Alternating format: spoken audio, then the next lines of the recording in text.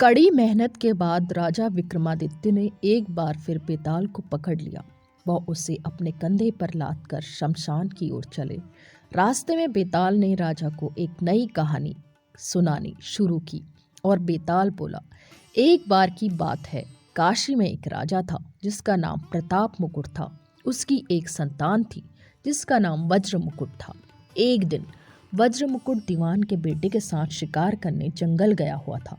काफी घूमने के बाद उन दोनों को एक तालाब दिखा जिसमें कमल खिले थे और हंस उड़ रहे थे। दोनों दोस्तों ने वहां रुककर तालाब के पानी से हाथ मुंह धोया और पास ही बने महादेव के मंदिर में दर्शन करने चले गए। दोनों ने अपने घोड़े मंदिर के बाहर ही बांध दिए। फिर जब दोनों दोस्त दर्शन करके मंदिर से बाहर निकले तो उन्होंने देखा कि तालाब में एक राजकुमारी अपनी सहेलियों के साथ स्नान कर रही है। राजकुमारी को देखकर राजकुमार काफी खुश हुआ। राजकुमार और राजकुमारी दोनों एक दूसरे को देखकर मोहित हो गए, जबकि दीवान का बेटा वहीं एक पेड़ के नीचे आराम करने लगा। राजकुमार को देखते ही राजकुमारी ने बालों में से एक कमल का फूल निकाला, कान से लगाया, दांतों से कुतरा, पैरों के नीचे दबाया और फिर अपनी छाती से लगाकर अपनी सहेलियों के साथ चली गई। उसके जाने के बाद राजकुमार काफी दुखी हुआ। अपने मित्र के पास लौटकर सारी बातें बताई।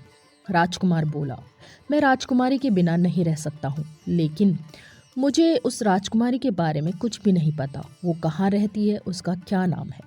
दीवान के बेटे ने सारी बातें ध्यान से सुनी और राजकुमार को दिलासा देते हुए कहा, राजकुमार आप घबराइए मत, राजकुमारी ने सब कुछ बताया है। आश्चर्यचकित होते हुए राजकुमार ने पूछा, वो कैसे? दीवान के बेटे ने राजकुमार को बताना शुरू किया कि राजकुमारी ने कमल के फूल को बालों से निकालकर कानों से लगाया, यानी राजकुमारी का कहना है कि वो कर्नाटक से है। दांत से फूल को कुतरा, मतलब उनके पिता का नाम दंतावट है। फूल को पांव से दबाने का मतलब था कि राजकुमारी का नाम पद्मावती है और फूल को सीने से लगाने का मतलब था कि अब आप उनके हृदय में बस चुके हैं। यह सब सुनते ही राजकुमार बहुत खुश हुआ। खुश होते हुए राजकुमार ने दीवान के बेटे से कहा कि मुझे कर्नाटक जाना है, मुझे वहां ले चलो। दोनों दोस्त कई दिनों तक घूमते फिरते कर्नाटक पहुंचे। जब वो दोनों राजमहल के निकट पहुंचे तो उन्हें एक चरखा चलाती बुजुर्ग महिला दिखी। महिला को देखते ही दोनों घोड़े से उतरे और उसके पास जाकर कहा, माई, हम दोनों व्यापारी हैं, हम बहुत दूर से आए हैं, हमारा सामान अभी तक आया नहीं है, कुछ दिनों में हमारा सामान भी पहुंच जाएगा, हम दोनों को बस रहने के लिए थोड़ी सी जगह चाहिए। उनकी बातें सुनकर बुजुर्ग महिला की ममता जाग उठी। उसने कहा, बेटा, इसे अपना ही घर समझो, जब तक मन करे यहाँ रह सकते हो। इसके बाद दोनों उसके घर में रहने लगे। इसी बीच दीवान के बेटे ने उस महिला से पूछा, आप क्या काम करती हैं माई? आपके यहाँ कौन कौन रहता है? आप कैसे अपना गुजर बसर करती हैं? इन सारे सवालों का जवाब धीरे धीरे उस महिला ने देना शुरू किया। उसने कहा, मेरा एक पुत्र है जो राजा के यहाँ नौकरी करता है। मैं राजा की पुत्री पद्मावती की दासी थी। बूढ़ी हो गई हूँ, इसलिए घर में ही रहती हूँ। महाराज खाने को दे देते हैं और पूरे दिन में एक बार मैं राजकुमारी से मिलने चली जाती हूँ।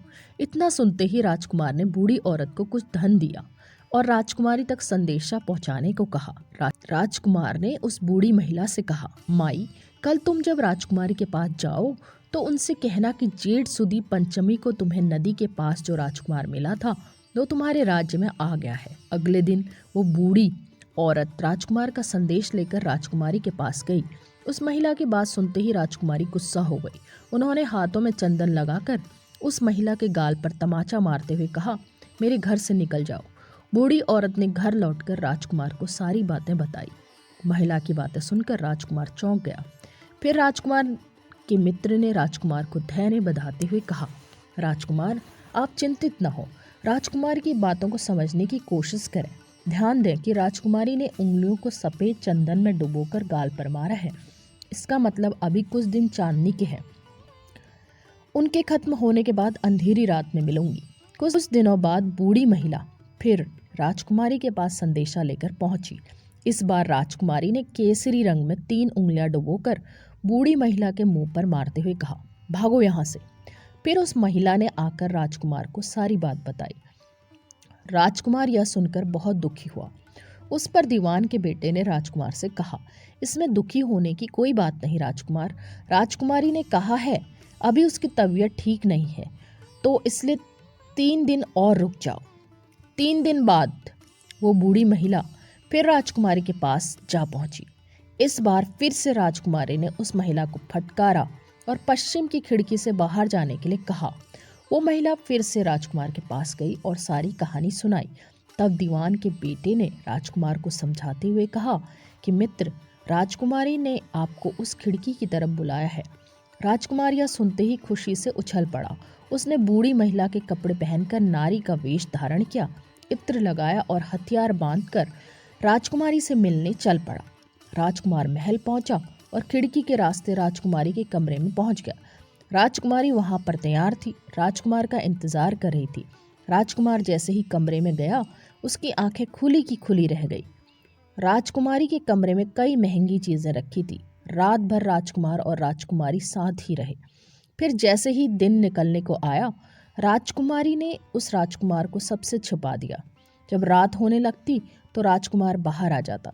इस तरह करते करते कई दिन बीत गए। फिर अचानक राजकुमार को अपने दोस्त की याद आई। राजकुमार को अपने दोस्त की चिंता हुई कि पता नहीं उसका दोस्त कहाँ होगा, कैसा होगा और उसका क्या हाल हुआ होगा। राजकुमार को दुखी देखकर राजकुमारी ने राजकुमार के दुख का कारण पूछा। उसके बाद राजकुमार ने राजकुमारी को अपने मित्र के बारे में बताया। राजकुमार ने कहा, वह मेरा बहुत अच्छा और चतुर दोस्त है, उसी की वजह से मैं तुमसे मिल पाया हूँ। यह सुनने के बाद राजकुमारी ने राजकुमार को कहा, मैं तुम्हारे दोस्त के लिए स्वादिष्ट भोजन बनाती हूँ, तुम उसे भोजन कराकर और उसे समझाकर वापस आ जाना। फिर राजकुमार खाना लेकर अपने दोस्त के पास पहुंचा। दोनों मित्र लगभग कई महीनों से नहीं मिले थे। मिलने के बाद राजकुमार ने अपने मित्र को सारी बातें बताई। राजकुमार ने कहा, मैंने राजकुमारी को तुम्हारी चतुराई के बारे में बताया। राजकुमारी ने तुम्हारे लिए भोजन भिजवाया है। यह सब सुनकर दीवान का बेटा सोच में पड़ गया। उसने राजकुमार से कहा कि यह तुमने ठीक नहीं किया। राजकुमारी समझ गई है कि जब तक मैं तुम्हारे साथ हूँ तब तक वो आपको अपने बस में नहीं रख सकेगी, इसलिए उन्होंने इस खाने में जहर डालकर भेजा है। यह कहते ही दीवान के बेटे ने उस खाने से एक लड्डू लेकर सामने बैठे एक कुत्ते को दिया। लड्डू खाते ही कुत्ते की मृत्यु हो गई। यह देखते ही राजकुमार को बहुत बुरा लगा। उसने कहा कि ऐसी औरत से भगवान रक्षा करे, अब मैं उस राजकुमारी के पास नहीं जाऊंगा। दीवान के बेटे ने राजकुमार से कहा, नहीं, अब कुछ ऐसी तरकीब निकालनी चाहिए जिससे कि हम उसे साथ में अपने घर ले जा सके। आज रात तुम वहां जाओ और जब राजकुमारी सो रही होगी तब उसकी बाईं जांघ पर त्रिशूल का निशान बना देना, फिर उसके गहने लेकर आ जाना। राजकुमार ने अपने मित्र की बात सुनी और उसके कहे अनुसार ही किया। फिर दीवान के बेटे ने योगी का भेष धारण कर लिया। उसने राजकुमार से कहा कि तुम इन गहनों को बाजार में बेच दो, अगर कोई पकड़े तो कहना मेरे गुरु के पास चलो और उसे मेरे पास ले आना।